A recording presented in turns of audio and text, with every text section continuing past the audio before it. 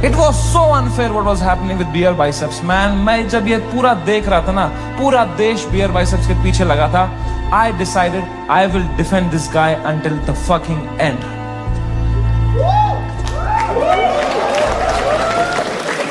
पर उसने जोक ही ऐसा मारा ना,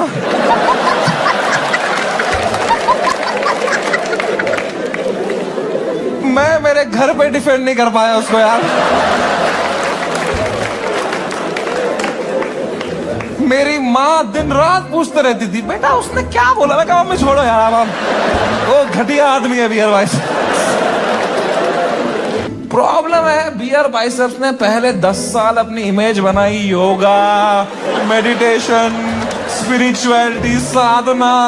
फिर मेरे शो में बोल रहा है मेरा लंड चूस हो गया.